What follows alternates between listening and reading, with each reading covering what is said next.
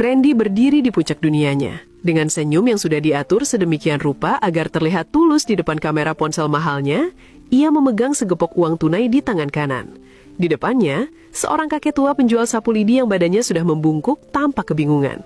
Asisten Randy memberikan aba-aba, dan seketika itu juga, Randy berlutut di aspal yang panas, menggenggam tangan si kakek dengan dramatis. Ia menyerahkan uang jutaan rupiah itu sambil mengucapkan kata-kata bijak tentang berbagi dan kasih sayang. Air mata si kakek tumpah. Ia memeluk Randy dengan gemetar, mengira Tuhan telah mengirimkan malaikat untuk melunasi utang-utang pengobatannya. Konten itu segera diunggah ke dunia maya dengan judul yang mengundang haru, dan dalam hitungan jam, Randy dibanjiri pujian sebagai pahlawan bagi orang kecil. Namun, di balik layar yang bercahaya itu, kenyataan sebenarnya jauh lebih gelap. Begitu asistennya mematikan rekaman, senyum Randy langsung hilang, digantikan oleh raut wajah jijik. Ia segera merampas kembali tumpukan uang jutaan rupiah itu dari tangan si kakek yang masih kaget.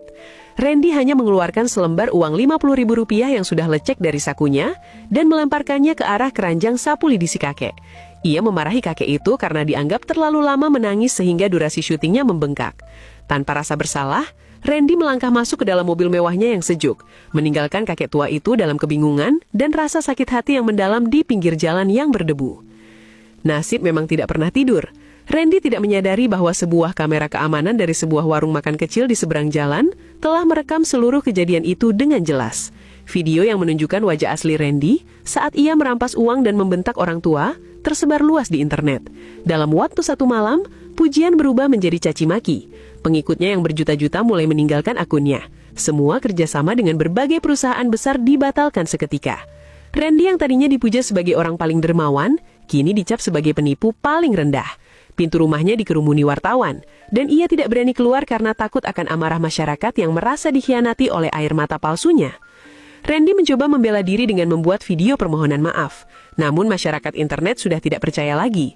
Harta yang selama ini ia kumpulkan dari hasil menjual kemiskinan orang lain mulai habis untuk membayar denda atas kontrak-kontrak yang ia langgar. Teman-temannya sesama pembuat konten, yang biasanya tertawa bersamanya, kini pura-pura tidak kenal bahkan ikut menghujatnya demi mendapatkan simpati publik. Randy benar-benar sendirian di dalam apartemen yang megah, namun terasa seperti penjara. Ia mulai mengalami serangan cemas setiap kali mendengar suara notifikasi dari ponselnya. Ia baru menyadari bahwa selama ini ia membangun istana di atas pasir yang sangat rapuh. Puncaknya adalah saat ibunya di kampung halaman menelpon dengan suara terisak. Ibunya merasa sangat malu karena seluruh desa membicarakan kelakuan anaknya yang tega membohongi orang tua demi sebuah video. Ibunya meminta Randy untuk pulang dan meminta maaf secara langsung kepada kakek tersebut. Dengan hati yang berat dan rasa malu